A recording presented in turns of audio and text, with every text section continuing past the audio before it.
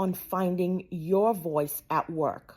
Not just speaking more, nor speaking louder, but really communicating in a way that is clear, grounded, and that actually lands with the audience. Oftentimes we find that a lot of people are speaking when we are in particular rooms, but not everyone is being heard.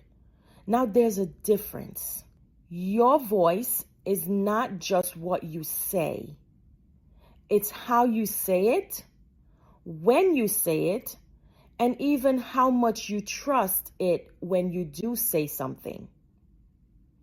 So if you've ever felt overlooked, talked over, or like your ideas didn't quite land the way that you had intended them to, then this episode is for you. So let's delve in. Now, the first question that I have here seems to focus on speaking up when you disagree. Here's that question. Tonya, how do I speak up when I disagree with leadership without it backfiring? This is a good question, similar to some that I've had in the past, but this one has a slightly different focus on the leadership component. Now, this one is really about navigating tension between your honesty, but also a potential risk that may exist. That risk could be your job being adversely impacted, your work environment being adversely impacted. And it's important for you to know that disagreeing with leadership can really feel like stepping into uncertainty. You're not just sharing a perspective when you do that, you're actually challenging direction. And that in itself can feel exposing. Now, here's the shift that I want you to sort of think about. Your goal is not to oppose. It's actually to contribute. And I think how you frame that contribution actually matters. So instead of positioning your input as a contradiction, you should anchor it in shared outcomes.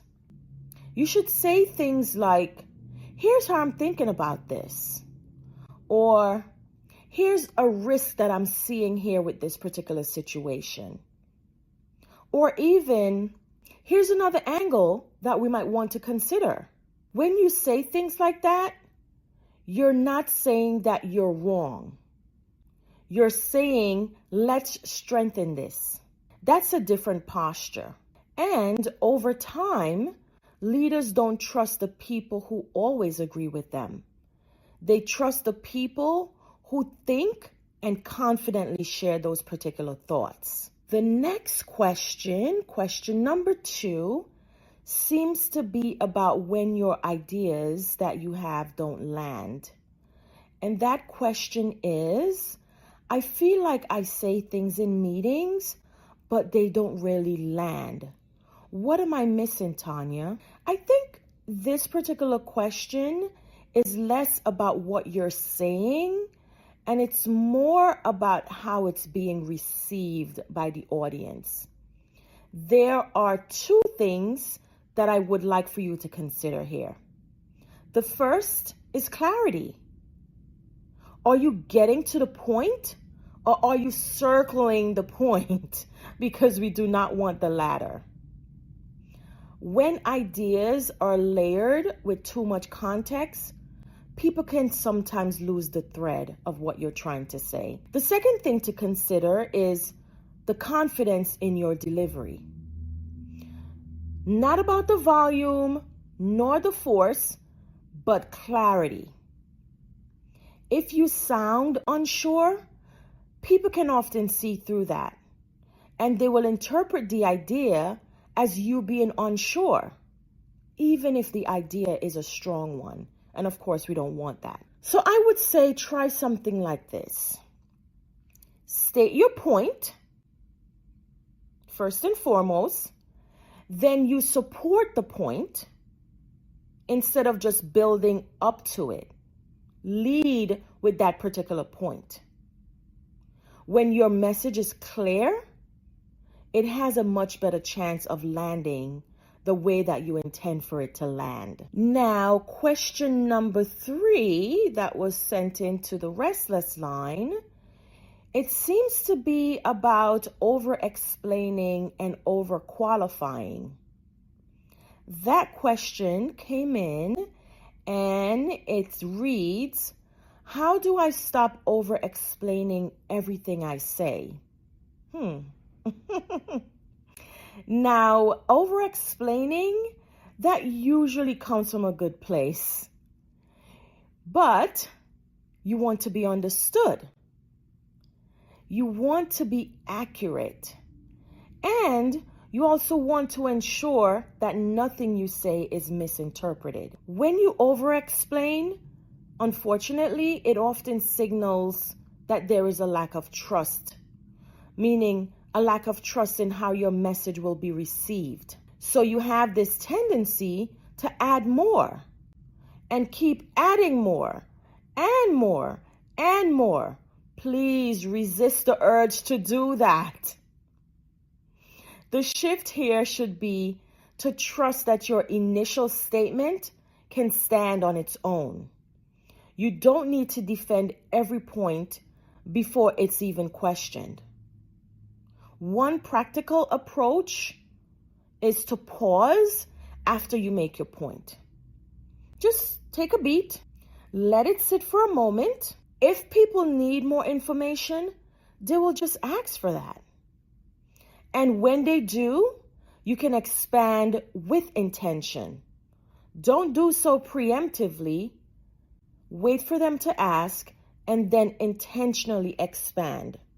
Your clarity is actually more powerful than your completeness that you're trying to accomplish. Question number 4, and for those of you who is listening for the first time, on the Restless Line, we typically answer about 5 questions, just so that we can keep this short form podcast format. Question number 4, what do you do when someone interrupts or talks over you? This happens more often than people acknowledge, and how you respond actually matters. In that moment, you're not just deciding whether to finish your thought. You're really signaling how you expect to be engaged. You don't have to escalate to assert yourself. You can simply just hold space. And what does that look like? Just say something like, I'd like to finish that thought. Or, let me complete this point, and then I'm happy to hear your particular perspective. Ultimately, what's important is that you really have to be calm, direct, and unapologetic. Because what you're doing is resetting the dynamic of that space without trying to create any friction. If it continues, however, I think that becomes a separate conversation about norms and rules in that space, and even about respect. So in the moment, your goal is simply to don't disappear from your own sentence. Now, if you're noticing a pattern with regards to the questions and the answers, I would say that you're correct, and that pattern is really about finding your voice, is not about changing who you are. It's actually about removing the habits that keep your message from coming through clearly. With that said, let's transition to question number 5. And this one actually seems to be about confidence without aggression. And that question is, how do I communicate confidently without sounding aggressive, Tonya? I think this one is a bit more nuanced because it's often shaped by how different people are perceived when they speak with authority.